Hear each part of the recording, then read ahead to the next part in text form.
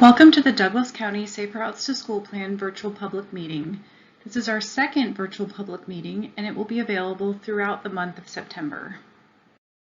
The purpose of this plan is to improve the safety of students walking and biking to school, and also help increase the number of students walking and biking to school throughout Douglas County. Our plan schedule is provided on the screen. We started out with a review of existing conditions, then we moved on to developing and evaluating alternatives, and now we're in the final phase of the plan where we've developed the plan document and now we're going out for public comment throughout the month of September. We've also conducted community engagement throughout the course of the plan. We started out with our first public meeting providing both in-person and online options in the month of May. Next, we held a couple of different school board presentations. The first was in June and the next will be on September 12th. Then we had a Main Street event on June 17th. And finally, we're going to the Douglas County Commission on September 7th. As part of our first public meeting, we held an online survey where we asked parents and students across the county to weigh in on some of their concerns and priorities about walking and biking to school. We wanted to highlight a couple of those responses along with thanking all of our respondents. This really served as the foundation for our plan and helping develop our needs assessment. The first question we wanted to highlight was, how important is it to you that public agencies invest in walking and biking facilities to improve access to schools? We asked respondents to respond on a scale of 1 to 5, with 5 being the most important. As you can see, the majority, or 75% of respondents, rated it as a 5, or very important. The second question we wanted to highlight was, what do you feel is the most important safety concern for students walking or biking to school? The two highest responses were a lack of sidewalks or pathways to get to school safely, and the speed or amount of traffic along the routes used. After we conducted public outreach, we also conducted a technical analysis. We visited each of the school campuses to do walking audits and site reviews. We met with each of the school principals to talk to them about their concerns and ideas. And we also used GIS to analyze data about crashes and other issues surrounding each school. This map shows regional crashes. It's a heat map, so the yellows and reds show areas with a higher density of vehicle crashes, and then the blues and purples have a lower density. So you can see a real concentration of crashes along US 395. Next in our series of slides, we wanted to highlight just a couple of projects at each school campus. Overall, in our plan, we had over 100 recommendations for projects and improvements. So we just want to highlight a couple on each slide.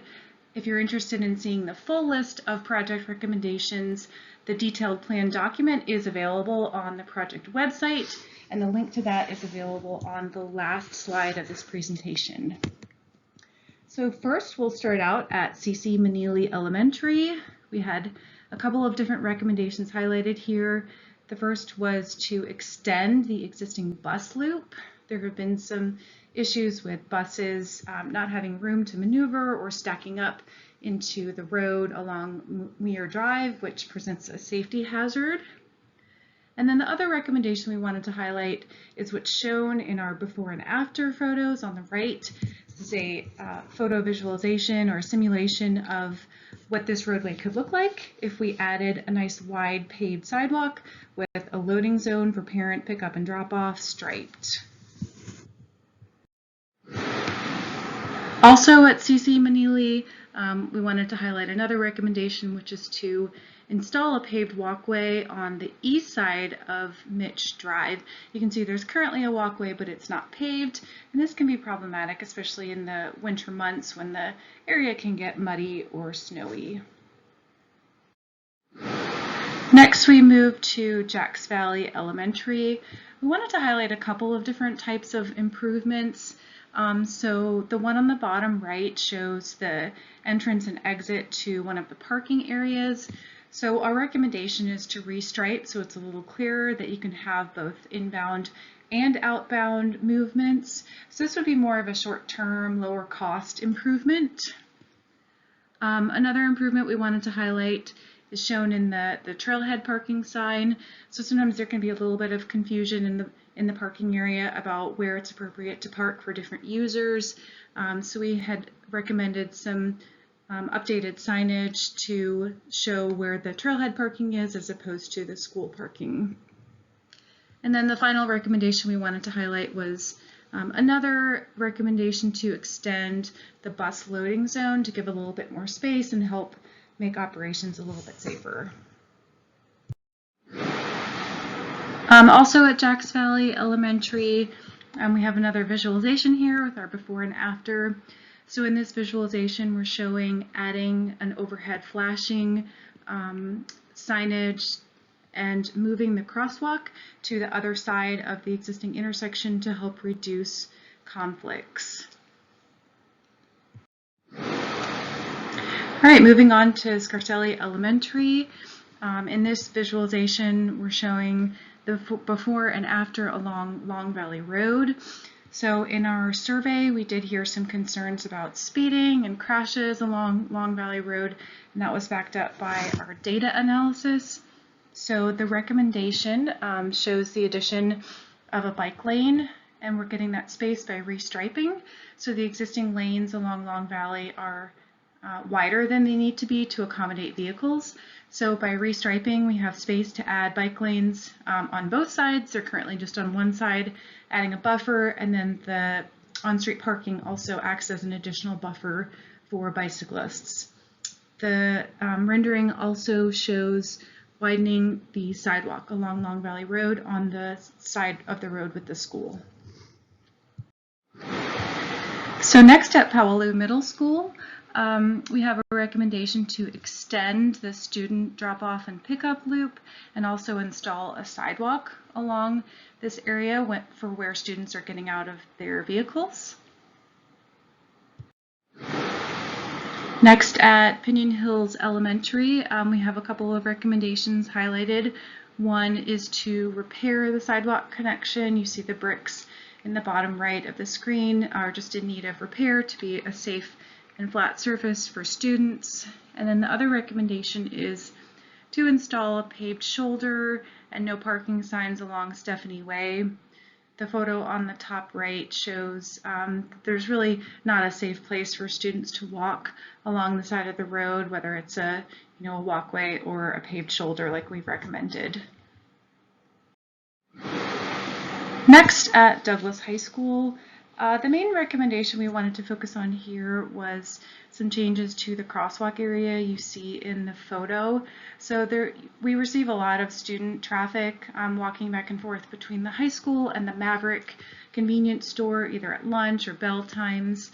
So the recommendation is to relocate the crosswalk and update the signage to a flashing beacon, and also include a refuge area for students who are crossing the street.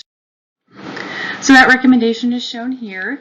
So you have the proposed layout on the left and then the existing in the smaller photo on the right. You can see how the crosswalk now goes straight across the school parking lot, across the roadway, and into the Maverick, providing students with a safe walkway throughout their entire trip. And then the refuge I mentioned is in the middle of the street, just providing a safe waiting area if students aren't able to cross the full extent of the roadway at one time. Okay, next at Minden Elementary. So we wanted to highlight a couple of positive things. So you can see in the picture on the bottom right, there are a lot of bicycles using the bicycle racks. We did see a lot of walking and biking already to Minden Elementary School, which is great. So any of the improvements around the school are just going to make it safer for students who are already walking and biking, and then encourage others to do so. So one of the recommendations we wanted to highlight was the little arrows you can see sort of in the middle of the picture. It's a new egress road, so currently there can be some backup and a few conflicts on Baylor Street.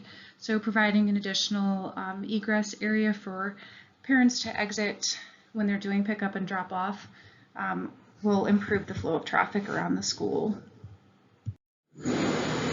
At Gardnerville Elementary, one of the recommendations we wanted to highlight was some crosswalk and sidewalk upgrades along US 395 in the vicinity of the school.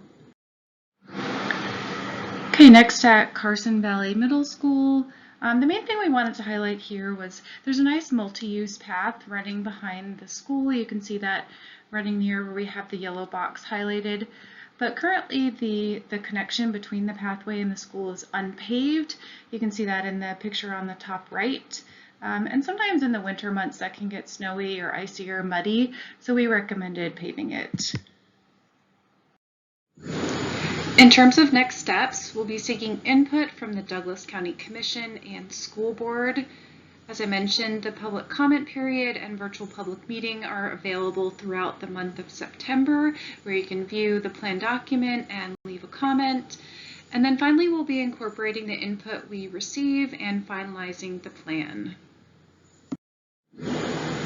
For more information about the plan, including viewing the detailed plan document, or if you're interested in leaving a comment, visit the project webpage at engage-parametrics.com/Douglas SRTS.